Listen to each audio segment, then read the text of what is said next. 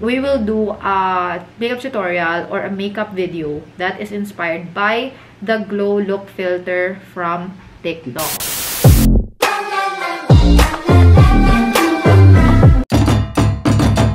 Welcome back to my channel. So today meron na naman tayong bagong video at ngayong araw na ito is going to be a makeup video, which is ang gagawin ko ngayong araw na ito ay itong filter na umuuso ngayon sa TikTok, which is the Glow Look filter, which is this one. Ayan o, pak. Diba? Kita ko kasi na itong filter na ito is actually achievable naman siya with makeup. So, kung gusto ninyong ganito yung maging itsura ninyo at hindi na kayo gumamit ng filter, for example, gusto niyo mag-pictorial, ito na. We will do a makeup tutorial or a makeup video that is inspired by the Glow Look filter from TikTok. At meron tayong makakasama ngayong araw na ito na brand, which is the Kim Korean Beauty brand, which is itong mga ito, guys. Ayan siya. Oh my God, nakikita ba? Ito yung mga products nila, guys, which is actually marami silang product. Nandito lahat sa harapan ko ang kanilang mga products. At itong mga to ang gagamitin natin at i-explore natin for this makeup tutorial or for this makeup look. Kim Korean Beauty is a Korean brand, Korean makeup brand, which is available in Lazada, Shopee. Very affordable kasi yung mga products nila ay nagre-range lang from under 300 pesos lang kasi marami silang products na 299, 199, mga ganon. Ang cute, napaka-youthful ng packaging. Ayun, gugustuhin mo talaga siyang gamitin kasi modern and sobrang millennial ng dating ng mga products, which is so nice. Alam niyo naman tayong mga millennial. Yes. Diba? First and foremost, ang product na gusto kong unahin at gusto kong i-try from Kim Korean Beauty is itong kanilang makeup wipes, which is the aloe vera makeup cleansing tissue, 129 pesos only. O, diba? Very affordable. At ang maganda dito is that meron na siyang aloe vera. Aloe vera is very, very beneficial to the skin. It gives you a lot of benefits. It can make your skin glow. It gives you a lot of moisture. So, putting aloe vera in wipes or in beauty wipes is a good way to infuse skincare and makeup at the same time. So, what I'm going to do is ang bango niya. Naamoy niyo, no? Ang bango niya. Pupunasan ko lang ang aking face nitong cleansing tissue na to para ma-make sure na matanggal yung mga dirt na nandito sa face ko before I start doing my makeup. Kasi, syempre, kung magme-makeup kayo dapat malinis. Para matanggal yung mga dumi or yung mga oil or whatever. That's what I am doing right now. Hindi pa siya na-rough? Hindi naman. Sobrang smooth niya. And in fairness, itong tissue niya ay makapal, tas malaki siya. Kasi may mga wet tissue kasi na maliliit, tapos maninipis. Pwede na kayong mag-start with your makeup. Pwede na kayong mag-primer if you want, a moisturizer, any hydration, makeup that you would wanna use in your face to prep your skin. For this look, I think I don't need to because meron na nga siyang aloe vera. Kasi maganda na talaga siyang pang-moisturize. Gagamitin ko muna itong Kim Korean Beauty Ageless Snail Eye Cream. 299 pesos lang. Nakakatulong siya if you guys want to look yung parang gising. Puyat ka, diba? So, kailangan mong maglagay ng eye cream para magmukha kang gising. Alam mo yung parang nagdudroopy yung eyes mo, ganon. Pero pag ginamit mo kasi yung mga eye cream, especially yung mga ageless nail eye cream na ganyan, is that nare-rejuvenate niya yung eyes mo, ganon. Yung parang mas ginagawa niyang mas younger, yung eyes mo. This one, pwede ninyong gamitin before makeup or pwede nyo rin gamitin as a skincare at night, like a night routine. Again, mabango siya. Naaamoy nating lahat ngayon. And in fairness, malaki siya. For a 299 product na eye cream, is that, in fairness, malaki na siya. Kasi, ang laki. It's 30 ml. Yes, 30 ml. Yes. Pampabata, ganun. Pantanggal ng fine lines. Pampa-open siya ng eyes. Yung mga dark under eyes. Mga eye bags. Eye bags, ganyan. Nakapaglagay na ako and I'm just waiting for it to be absorbed by my skin. What I can notice right now is that parang agad-agad na-absorb siya ng skin ko. Ano yung effect niya? Malamig ba yung feeling? Right now? Actually, hindi naman. Hindi naman malamig yung feeling, pero I can feel that it's a lot smoother around my eyes and parang may moisture effect. Yun yung naramdaman ko. Wala naman siyang cooling sensation, but parang may something. So if you guys wanna try this, go ahead and buy this now. My skin is ready for BB cream or any type of base that I wanna put. And today, I am going to use the Kim Korean Korean, the Natural Glow BB Cream. 299 pesos lang din siya, best. SPF 30, meron na rin siyang whitening and anti-aging. Ay, bongga. So, Sana all Kim. Bitilimin. Alam nyo naman na ang mga Korean ay mahilig talaga sila sa mga whitening, mga anti-aging, kasi, ewan ko, takot yata silang tumanda. But, the good thing about BB cream is that pwede mo kasi siyang i-blend. So, kahit na lighter shade, yung nakuha mo na BB cream, is that, pag blend mo na siya, mag-a-adjust siya sa shade ng complexion mo. Zoom in natin para mas makita nila. Yan. Diba? Ganda gagi. Ayan, oh. Glass skin ang effect niya, best. Oh, in fairness, parang wala, ha? Diba? Pero may glow, diba?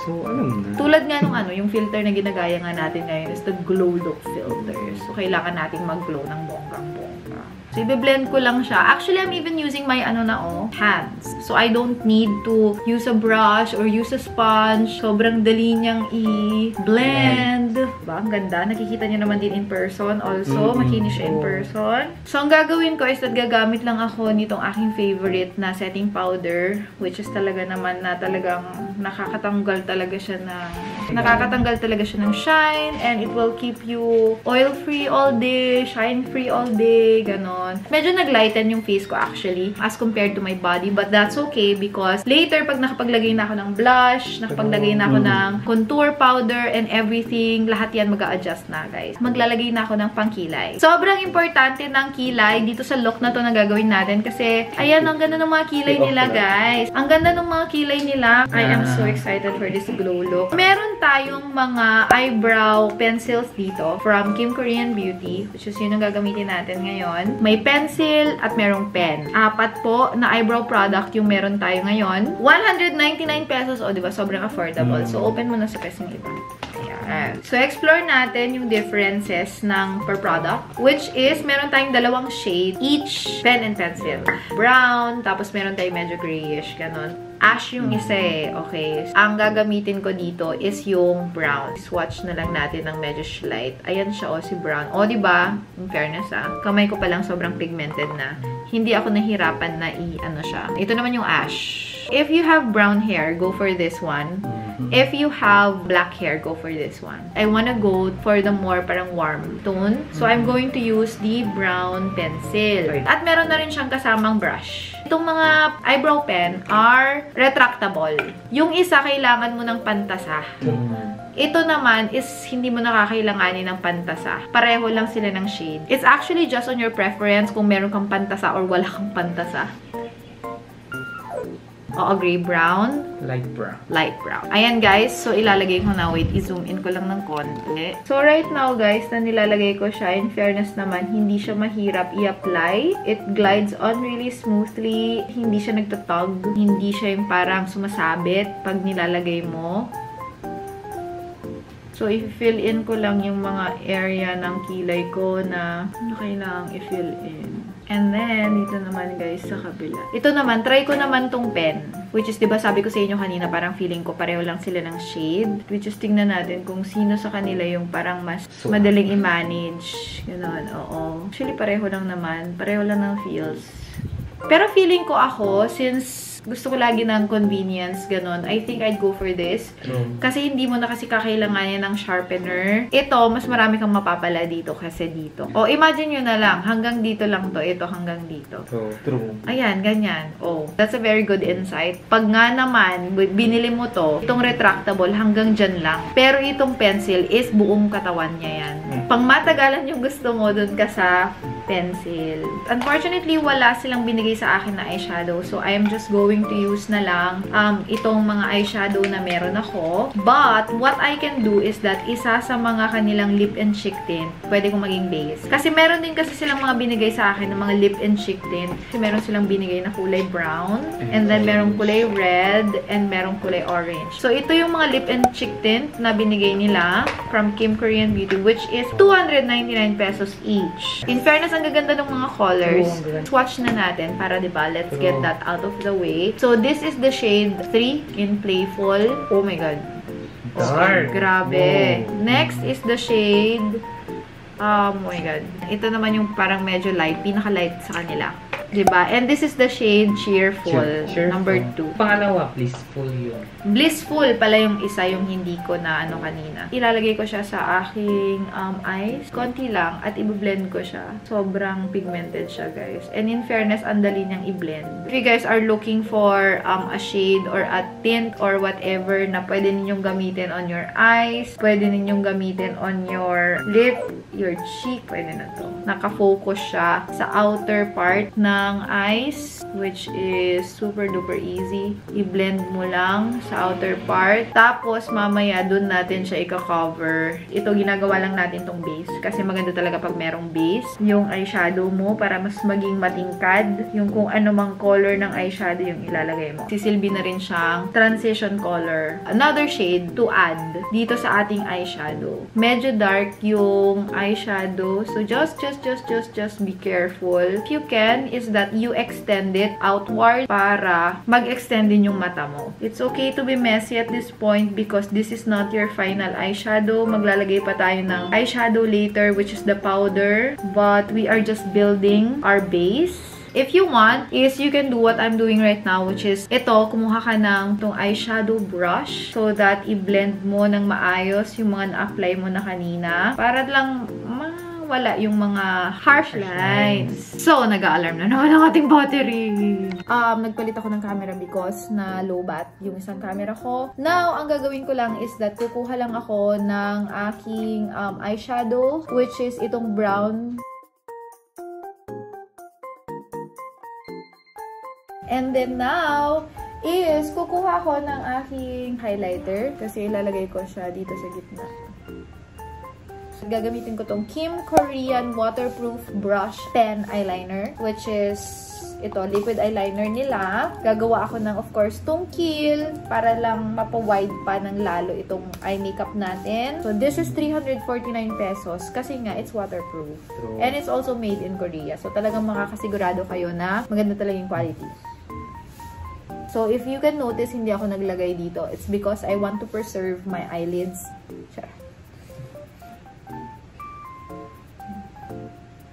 So, what I like about this eyeliner is that sobrang dali niyang ilagay. Waterproof na siya. So, anything na waterproof, alam niyo naman guys na bet natin yan, diba?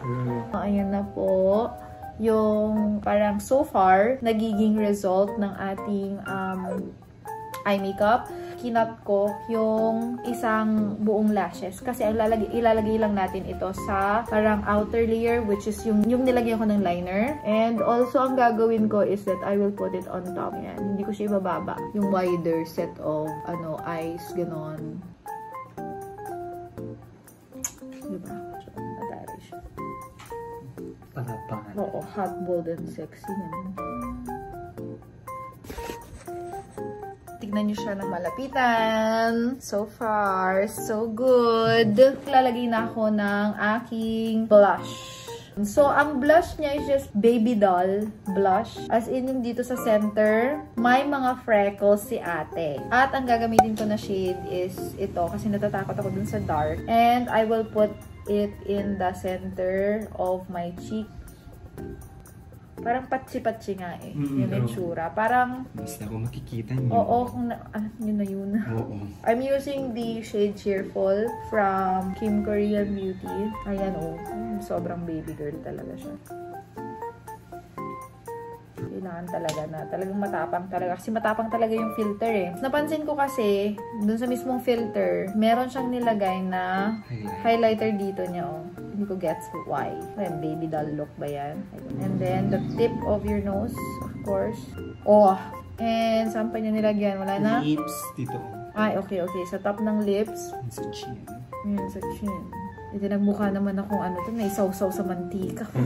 Pero yan yung filter. Diba? Parang may sausaw sa mantika. And then, last but not the least na step will be the lips. Which is, yung lipstick niya is super dark, actually, diba? Lipstick products from Kim Korean Beauty, which is itong mga kanilang Kim HD Matte Lipstick. And I have 3 shades here. Ayan o, 3. Alam ko, nakikita ko na kung ano dito yung gagamitin natin. 299 pesos lang din pala siya. At itong mga ito ay matte po ha. Ayan, 03 Overwhelmed. Ito naman ay 02 Touch. Ay, sobrang light. And ito naman ay si 01 Flatter. Ganda. So, ang una kong gagawin is that ilalagay ko muna si 01 Flattered, which is a lighter shade. Fill in my lips with this shade. Oh my God, sobrang dali niyang i-apply. Pigmented. Ang ganda ng application niya. Sobrang smooth. And super buttery. So, anyway guys, i-finalize ko lang itong look and I will be back.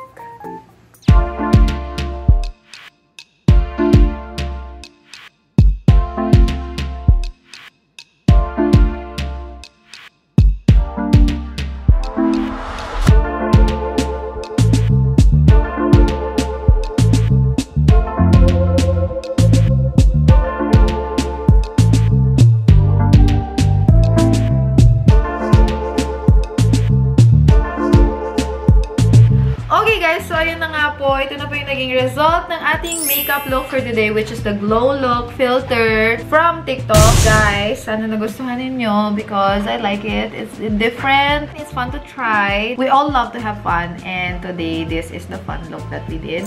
Again, guys, ma-mention ko lang ang ating sponsor for today, which is Kim Korean Beauty. Guys, if you want to check out their products, punta lang kayo sa Lazada, sa Shopee. Nandun available ang mga Kim Korean Beauty, which is itong mga items na ito. Don't worry because I am going to put all the links in the description box below para mas madali na yung pag-click nyo at hindi na kayo maghanap. Ilalagay ko lahat sa description box. Again, thank you so much, Kim Korean Beauty. If you guys love this look, please go ahead and like this video. Kung meron pa kayong mga looks na ganito from TikTok or whatsoever na gustong ipagaya sa akin, which is sana kaya ko, ilagay nyo lang sa comment box below and I will try my very, very best to copy it. Again, thank you so much for watching my video. Bye!